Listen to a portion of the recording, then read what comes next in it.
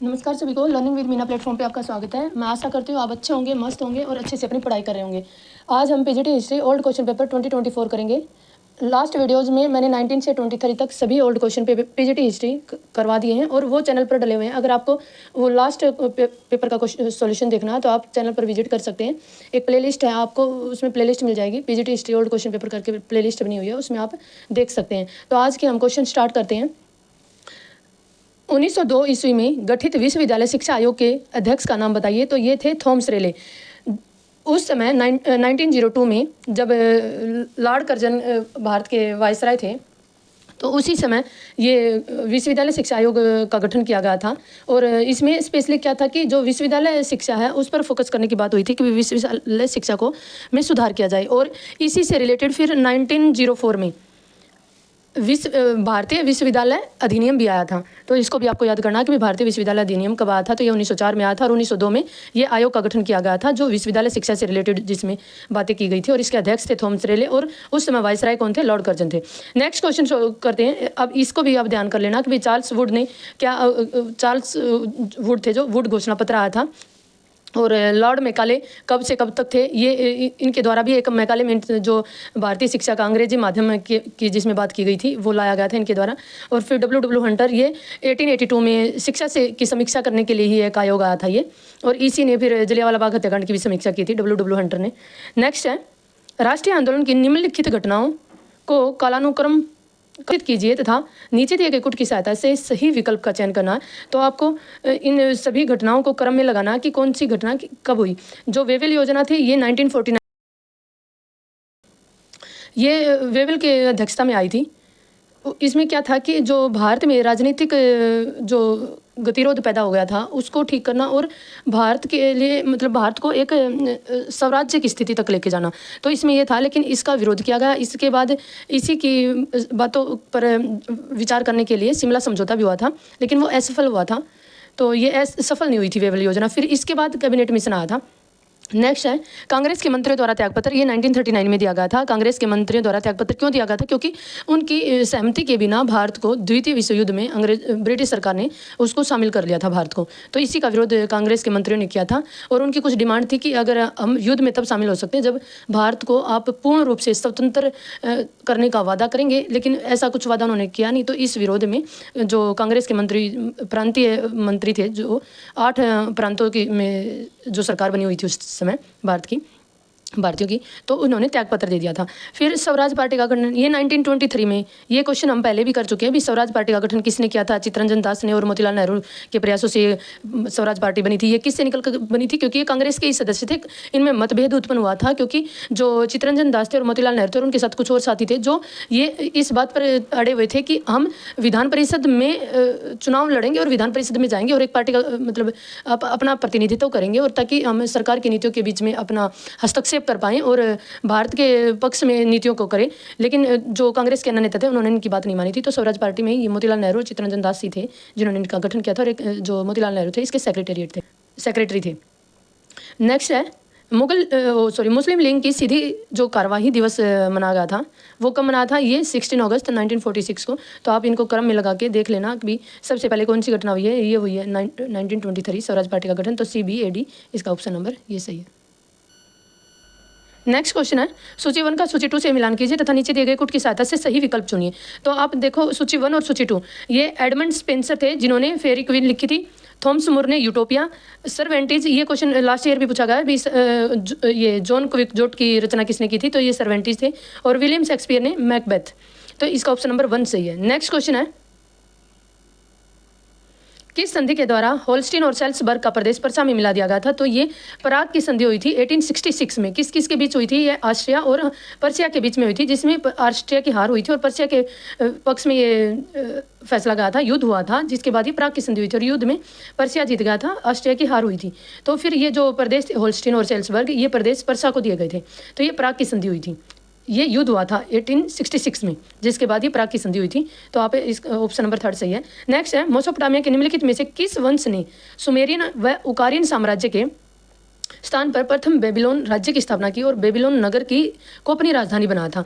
तो ये हम पहले लास्ट जो क्वेश्चन पेपर था हमारा 2023, उसमें भी ये क्वेश्चन आया हुआ है कि ऑप्शन में दे रखा था कौन कौन मेसोपोटामिया से रिलेटेड हैं। तो उसमें एमोराइट वंश की बात हमने की थी, उसमें मैंने बता रखा भी एमोराइट वंश था ये, जिसने बेबीलोन राज्य की स्थापना की थी और बेबीलोन नगर को ही इन्होंने अपनी राजधानी बनाया था। ये पश्चिम से की ओर से आए थे मेसोपोटामिया के क्षेत्र में, जो इराक के क्षेत्र में पड़ती है मेसोपोटामिया की सभ्यता, जो इराक के क्षेत्र में उसके आसपास के देशों में विकसित हुई थी। तो वो पश्चिम की तरफ से आए थे ये लोग एमोराइट, और इन्होंने एमोराइट वंश की स्थापना की थी और फिर बेबीलोन राज्य बनाया मेसोपोटामिया में ही, और उसी नगर को अपनी राजधानी बनाया था। नेक्स्ट क्वेश्चन है, निम्न में से किसने जिज मोहम्मद शाही का संकलन किया था? ये लास्ट ईयर भी क्वेश्चन आया, सवाई जयसिंह, ये कर चुके हम। नेक्स्ट है, निम्नलिखित बुद्धिजीवियों में से अमेरिका स्वतंत्रता संग्राम के संदर्भ में किसने कहा था? ये अमेरिकन क्रांति से क्वेश्चन लास्ट 2 ईयर से कंटिन्यू पूछा जा रहा है, तो आप इसको अच्छे से करना, क्या पता आपकी बार भी कुछ क्वेश्चन अमेरिकन क्रांति से पूछा जाए। तो इसमें लास्ट ईयर क्या पूछा गया था कि जो कॉमन सेंस जो पैम्पलेट तैयार हुआ था अमेरिकन क्रांति के समय पे, वो किसने तैयार किया था? तो ये थॉमस पेन ने किया था। और अब की बार ये पूछ दिया कि या तो मुझे स्वतंत्रता दो या मुझे मृत्यु दो। तो ये पैट्रिक हेनरी का नारा था जब अमेरिकन क्रांति का संघर्ष चल रहा था। तो ये 23 मार्च 1775 में वर्जीनिया कन्वेंशन में इसने दिया था। नेक्स्ट है, रेतवाड़ी भूमि बंदोबस्त का प्रवर्तक कौन था? तो जो रेतवाड़ी बंदोबस्त आया था, सबसे पहले ये 1792 में मद्रास के इलाके में लाया गया था, मद्रास 12 महल के क्षेत्र में। फिर इसको उसके बाद इसका मतलब जो अप्लाई किया गया था इसको, तो ये 1820 में मद्रास, पूरी मद्रास प्रेसिडेंसी में इसको लागू कर दिया गया था। फिर आसाम, मुंबई, इन क्षेत्रों में भी इसको लागू किया गया था, रेतवाड़ी जो बंदोबस्त आया था। ये रेतवाड़ी किसके द्वारा लाया गया था? ये थॉमस मुनरो के द्वारा लाया गया था। और अगर क्या नाम है, ये महलवाड़ी की बात करें तो ये होट मैकेंजी, मुख्य रूप से 3 बंदोबस्त थे जिसमें उस टाइम पे आए थे। तो इसमें महलवाड़ी था, रेतवाड़ी था और स्थायी बंदोबस्त था। स्थायी बंदोबस्त जिसको सूर्यास्त कानून के नाम से भी हम जानते हैं। तो ये महलवाड़ी होट मैकेंजी के द्वारा लाया गया था और स्थायी बंदोबस्त लॉर्ड कॉर्नवालिस के द्वारा लाया गया था उस समय पे। नेक्स्ट है, मानव सभ्यता के विकास में सर्वप्रथम किस धातु की खोज हुई थी? तो ये ताम्र धातु की खोज हुई थी और लोहा धातु ने नगरीकरण में अपना योगदान दिया था, महत्वपूर्ण योगदान था लोहा धातु का नगरीकरण में। तो नेक्स्ट है, फ्रांसीसी क्रांति के दौरान नेशनल असेंबली द्वारा निम्नलिखित में से किस दिन मानव अधिकारों की घोषणा की गई थी? तो ये 27 अगस्त 1789 को की गई थी। और जो बास्तिल का पतन हुआ था, बास्तिल के किले का पतन हुआ था, ये 14 जुलाई 1789 को हुआ था। तो जो फ्रांसीसी क्रांति है, इनसे इसको मैं डिटेल में करवाऊंगी। कुछ वर्ल्ड हिस्ट्री के टॉपिक्स हैं जिनको हम डिटेल में करेंगे, थोड़ा गिने चुने टॉपिक्स हैं, ज़्यादा नहीं है, ज़्यादा नहीं करेंगे, उस अकॉर्डिंग करेंगे ताकि आपका एग्जाम निकल जाए और इस थोड़े टाइम में आप उसको रिवाइज भी कर पाओ। तो कुछ क्वेश्चंस करेंगे हम उसमें, मतलब टॉपिक के अकॉर्डिंग करेंगे। फ्रांसीसी क्रांति से रिलेटेड जितने भी क्वेश्चन बन रहे हैं डिटेल में सोल्यूशन करवाऊंगी मैं आपको। तो नेक्स्ट है, इस्लाम से संबंधित सिद्धांत सोम से तात्पर्य है। तो ये इस्लाम के प्रत्येक अनुयायी को रमजान माह के दौरान सूर्योदय से सूर्यास्त तक उपवास रखना चाहिए, ये सोम का मीनिंग है इस्लाम धर्म में। नेक्स्ट क्वेश्चन है, निम्नलिखित नवाबों को कालानुक्रम व्यवस्थित कीजिए और नीचे दिए गए कुट की सहायता से सही विकल्प को चुनिए। ये जो सभी नवाब के नाम दिए गए, ये अवध के नवाब थे। अवध के संस्थापक कौन रहे हैं? ये सादत अली खान। तो ये सबसे पहले आ जाएगा। तो आप ऐसे याद कर सकते हो, खान की जंग में सुआ देना वजीर की आदत थी। तो सुआ देना मतलब सुला देना, ऐसे याद कर सकते हो आप। तो खान, ये सादत अली खान बन जाएगा। इससे जंग से सफदरजंग बन जाएगा। सु से सुजाउद्दौला बनेगा, आ से आसफुद्दौला बनेगा। तो ये याद कर लेना, चारों यहाँ ट्रिक बन गई है इसकी। फिर इसके बाद वजीर से बनेगा वजीर अली, फिर आदत से बनेगा आदत सादत सेकंड। तो ऐसे इसकी ये ट्रिक बना रखी है मैंने, तो आप इस ट्रिक के अकॉर्डिंग भी याद कर सकते हो। और फिर इसको मैचिंग के बाद हमारा को ऑप्शन नंबर कौन सा सही बनेगा इसमें? सबसे पहले ये सादत अली खान, सी आ जाएगा। फिर सादत अली खान के बाद ए आ जाएगा, तो CABD ये इसमें है। नेक्स्ट है, निम्नलिखित घटनाओं को कालानुक्रम में व्यवस्थित कीजिए और नीचे दिए गए कुट की सहायता से सही विकल्प चुनिए। तो आपको सही विकल्प चुनना है कि कौन सी क्रम के अकॉर्डिंग आपको लगाना है इनको। तो हार्टोग समिति, ये 1929 में फिलिप हार्टोग के द्वारा इसके अध्यक्ष थे। सर चार्ल्स वुड डिस्पैच, ये लास्ट क्वेश्चन में भी आया हुआ इसी साल, तो ये 1854 में आया था। और सेंट्रल कमीशन, ये 1917 में आया था। कलकत्ता यूनिवर्सिटी कमीशन था ये, कलकत्ता यूनिवर्सिटी कमीशन के उसमें। और सार्जेंट योजना ये 1944 में आई थी। तो आप इसको अच्छे से लर्न करना। ये क्वेश्चन बार बार पूछे जा रहे हैं, ये घटनाओं को क्रम लगाने से रिलेटेड है भी। कौन सा आयोग कब आया, कौन सी समिति कब आई, कौन सा ये कमीशन कब आया, ये इम्पोर्टेंट है, इनको करेंगे हम। नेक्स्ट है, निम्नलिखित में से 1943 में सुभाष चंद्र बोस ने किस द्वीप को स्वराज द्वीप नाम दिया था? तो ये स्वराज किसको दिया था? निकोबार। अब इसकी ट्रिक बना लो आप कि स्वराज बार बार मिले, तो ऐसे याद कर सकते हो। अंडमान शहीद द्वीप है, तो ये शहीद द्वीप हो गया। तो हम कंफ्यूज हो जाते हैं क्योंकि दोनों चीज़ें साथ साथ में है। अंडमान एंड निकोबार में ज़्यादा डिफरेंस तो नहीं कर पाते हम, तो इसलिए हम भूल भी जाते हैं जल्दी। तो आप याद कर लो, एक की ट्रिक बना लो, दूसरा अपने आप याद हो जाएगा। अंडमान ये शहीद द्वीप है। नेक्स्ट है, निम्नलिखित यूनानी विद्वानों में से किसे यूनानी चिकित्सा शास्त्र का जनक कहा जाता है? तो ये हिपोक्रेटिस है। नेक्स्ट है, 1857 द ग्रेट रिबेलियन पुस्तक किसके द्वारा लिखी गई थी? तो ये अशोक मेहता के द्वारा लिखी गई थी। इसका राइट ऑप्शन है अशोक मेहता। और डॉक्टर S.N. सेन ने ये 1857 के नाम से बुक है वो लिखी थी। और सुरेंद्र नाथ सेन पूरा नाम इनका। और भारतीय स्वतंत्रता संग्राम 1857 ये वी डी सावरकर के द्वारा लिखी गई। तो 3 बुक्स के आप नाम याद कर लेना अच्छे से, ये बार बार पूछी जाती है। नेक्स्ट है, इटली के एकीकरण की निम्नलिखित घटनाओं को कालानुक्रमानुसार व्यवस्थित कीजिए और नीचे दिए गए कुट की सहायता से सही विकल्प चुनिए। तो ये मैंने सभी की डेट लिखी हुई है, कौन सी संधि कब हुई थी, तो युद्ध कौन सा कब हुआ, संधि कौन सी कब हुई। तो ये सैदोवा का युद्ध जो 1866 में हुआ था। नेक्स्ट क्वेश्चन है, इटली के एकीकरण की निम्नलिखित घटनाओं को काल क्रमानुसार व्यवस्थित कीजिए और नीचे दिए गए कुट की सहायता से सही विकल्प का चयन करना। तो ये सैदोवा का युद्ध जो 1866 में हुआ था। और विल फ्रैंका की संधि ये 1859 में, और जयोरिक की संधि 1859 ये भी 1859 में हुई थी। लेकिन विल फ्रैंका की संधि पहले हुई थी और ये बाद में हुई थी। प्लेम्बियर्स समझौता ये कब हुआ था? ये 1858 में हुआ था। तो ऑप्शन नंबर DCBA DBCA ऐसे हो जाएगा, DBCA। ये ऑप्शन नंबर 3 सही इसका। पहले विल फ्रैंका की संधि हुई थी। जो सैदोवा का युद्ध हुआ था ये ऑस्ट्रिया और प्रसा के बीच में हुआ था। ये वही युद्ध है जिसमें जो 2 क्षेत्र थे इसको पर्शिया को देने पड़ गए थे, ऑस्ट्रिया को। ये सैदोवा का युद्ध है। नेक्स्ट है, निम्नलिखित में से आत्मीय सभा के संस्थापक कौन थे? तो ये राजा राम मोहन राय जो 1815 में आत्मीय सभा का गठन किया था, इसने संस्थापक थे। नेक्स्ट है, 9 दिसंबर 1946 ईस्वी को निम्नलिखित में से विधानसभा के कार्यकारी अध्यक्ष कौन थे? कार्यकारी अध्यक्ष की बात करें तो ये सच्चिदानंद सिन्हा थे। अगर हम बात करें जो स्थायी अध्यक्ष जो 11 दिसंबर को जिन्होंने अध्यक्षता की थी वो राजेंद्र प्रसाद थे। सच्चिदानंद सिन्हा ने 9 दिसंबर को की थी। नेक्स्ट है, निम्नलिखित में से किसके मध्य सुरजी अर्जन गांव की संधि हुई थी? तो अंग्रेज और सिंधिया के बीच में हुई थी। इसका ऑप्शन नंबर 3 सही है। दौलतराव सिंधिया थे उस समय, मराठों के जो अध्यक्ष थे। तो नेक्स्ट क्वेश्चन है, किसने कहा था कि धन निष्कासन सभी बुराइयों की बुराई है? तो ये दादा भाई नौरोजी। ये क्वेश्चन भी मैक्सिमम टाइम पूछा जा रहा है, इससे रिलेटेड क्वेश्चन।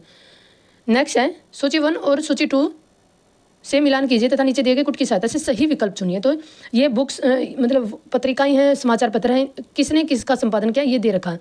सोम प्रकाश ईश्वर चंद्र विद्यासागर जिसके विरुद्ध में ही वर्नाकुलर प्रेस एक्ट आया था 1972, इसको याद करना अच्छे से। और इंडियन मिरर ये किसके द्वारा लिखी गई संपादित किया गया था? इसको देवेंद्र नाथ टैगोर। युगांतर वारिंदर घोष और नेटिव ओपिनियन ये VN मंडलिक के द्वारा। तो इसका ऑप्शन नंबर 1 सही है मिलान के बाद। नेक्स्ट है, निम्नलिखित विद्वानों में से किसने कहा कि स्थायी बंदोबस्त दुखदायी व भारी भूल थी? तो ये TR होम्स ने कहा था। नेक्स्ट है, ब्रिटिश बोअर संघर्ष में बोअरों का नेतृत्व किसने किया था? ये डच जाति के लोग थे, तो ये पॉल क्रूगर ने किया था। नेक्स्ट है, जापान में टोक्यो विश्वविद्यालय की स्थापना किस वर्ष की गई थी? तो ये 1877 में की गई थी। हमने ये लास्ट ईयर भी इसमें जापान की हिस्ट्री से क्वेश्चन पूछा गया है, जिसमें मेजी संविधान की स्थापना कब की गई थी, मतलब कब बना था मेजी संविधान, तो इससे रिलेटेड क्वेश्चन पूछा गया था। और मेजी युग की स्थापना ये मैंने बताया था लास्ट में भी 1868 में हुई थी। जापान में इसमें शिक्षा को अनिवार्य कर दिया गया था और इसमें मतलब जो शिक्षा से रिलेटेड जो बदलाव हुए थे ये 1872 के आसपास ही हुए थे। और फिर विश्वविद्यालय की स्थापना की गई थी 1877 में। नेक्स्ट है, सूची 1 सूची 2 से मिलान कीजिए और नीचे दिए गए कुट की सहायता से सही विकल्प चुनिए। तो ये सूची 1 और सूची 2 में ये संधियां दी गई हैं। कब कौन सी संधि हुई थी? ये इलाहाबाद की संधि। ये मोस्ट इंपॉर्टेंट टॉपिक्स हैं जो बार बार रिपीटेड टाइम इनसे क्वेश्चन पूछा जा रहा है स्टेट में। थोड़ा सा चेंज करके एज इट इज़ क्वेश्चन नहीं उठाए जाते, लेकिन ऑप्शन से भी कई बार क्वेश्चन बन जाता है और कई बार क्वेश्चन से ऑप्शन आता है तो कभी ऑप्शन से क्वेश्चन में जाता है। तो ये टॉपिक वही होते हैं, उसी के अराउंड क्वेश्चन की फॉर्म की जाती है। तो आप इलाहाबाद की संधि, ये रॉबर्ट क्लाइव और जो शाह आलम द्वितीय थे उस समय मुगल एम्परर, तो ये 1765 में हुई थी इलाहाबाद की संधि। फिर मद्रास की संधि, मद्रास की संधि ये 1769 में हैदर अली और अंग्रेजों के बीच में हुई थी, जो फर्स्ट एंग्लो मैसूर युद्ध हुआ था उसके बाद हुई थी। और फिर मैंगलोर की संधि, ये भी सेकंड जो एंग्लो मैसूर युद्ध हुआ था, ये टीपू सुल्तान के साथ हुई थी, क्योंकि 1782 में हैदर अली की मृत्यु हो जाती है और फिर जो युद्ध रहता, संघर्ष रहता, वो फिर टीपू सुल्तान के साथ शुरू हो जाता है अंग्रेजों का। तो ये मैंगलोर की संधि हुई थी 1784 में, ये टीपू सुल्तान के साथ हुई थी। फिर श्रीरंगपट्टनम की संधि ये 1792 में हुई थी। उस समय कौन थे, लॉर्ड कॉर्नवालिस थे वाइसराय, तो उनके साथ ये संधि हुई थी। और क्या जो श्रीरंगपट्टनम जो उसकी राजधानी थी उसकी रक्षा करते हुए टीपू सुल्तान की मृत्यु हो जाती 1799 में। वो फोर्थ एंग्लो मैसूर युद्ध था। तो ये तीन एंग्लो मैसूर युद्ध ये हो गए और फोर्थ 1799 में। तो और इलाहाबाद की संधि ये बक्सर के युद्ध के बाद हुई थी, रॉबर्ट क्लाइव थे जो, और शाह आलम द्वितीय के साथ में। तो इनको अच्छे से याद करना, ये बार बार क्वेश्चन पूछा जा रहा है इनसे। तो इसका ऑप्शन नंबर ए सही है मैचिंग के बाद। नेक्स्ट क्वेश्चन है, किस संधि के द्वारा द्वितीय अफीम युद्ध समाप्त हुआ था? तो ये बीजिंग समझौता हुआ था, जिसको पीकिंग समझौता भी बोलते हैं। इस समझौते के दौरान जो सेकंड अफीम युद्ध हुआ था वो समाप्त हुआ था 1860 में। यूरोपीय सामंतवाद में राजा द्वारा सामंतों को दी जाने वाली भूमि को कहा जाता था, जो सामंतों को जो भूमि दी जाती थी वो फीप भूमि कहलाती थी। सामंतवाद के समय में, यूरोप में जब सामंतवाद का बोलबाला था, उस समय जो सामंतों को जागीर दी जाती थी उनको उसको फीप भूमि कहा जाता था, फीप। और होमेज क्या था, ये एक प्रकार का समारोह था, और इसी समारोह के बाद सामंत को भूमि दी जाती थी। मतलब भूमि देने से पहले होमेज पर एक समारोह का आयोजन किया जाता था और उसके बाद सामंत को फीप दी जाती थी, मतलब भूमि।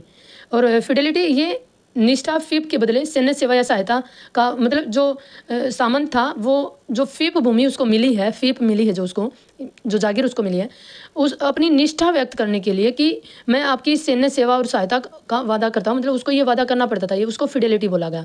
और एलओडीएस ये क्या था कि ऐसी भूमि जो फीप भूमि से अलग होती थी, मतलब फीप भूमि नहीं होती थी, जागीर नहीं होती थी, जागीरों से अलग भी ज़मीनें थी, उनको एलओडीए भूमि बोला जाता था। तो नेक्स्ट क्वेश्चन है, हायरोग्राफिक लिपि संबंधित है। हायरोग्राफिक लिपि संबंधित है, ये किससे संबंधित थी? ये प्राचीन मिस्र से संबंधित थी। और अगर हम बात करें इसमें, जो मेसोपोटामिया सभ्यता की बात करें तो वहाँ पे किलाक्षर यानी क्यूनिफॉर्म लिपि थी। और यूनान की सभ्यता में कौन सी थी? यूनान में तो ये माइसिनियम थी। नेक्स्ट है, मानव के प्रारंभिक विकास काल को इस नाम से भी जाना जाता है। तो इजी क्वेश्चन था, प्रागैतिहासिक काल होता है। आज के 30 क्वेश्चन हमारे कर लिए। नेक्स्ट 30 क्वेश्चन हम नेक्स्ट वीडियो में करेंगे। ये 2024 जो लास्ट क्वेश्चन पेपर हमारा 25 में हुआ था, ये 24 वाला ही क्वेश्चन हुआ, सॉरी एग्ज़ाम हुआ था 25 में। तो जो अब 26 में जो एग्ज़ाम लेगी वो 25 वाला एग्ज़ाम होगा। तो ये 24 वाला एग्ज़ाम है, ये हमने कंप्लीट कर लिया। और जो नेक्स्ट 30 क्वेश्चन बचे हुए हैं हम नेक्स्ट वीडियो में करेंगे। तो ऐसे ही मेरे साथ जुड़े रहिए एस्टेट की तैयारी करने के लिए। प्लीज़ खुश रहिए, मस्त रहिए और अच्छे से पढ़ते रहिए। Thank you.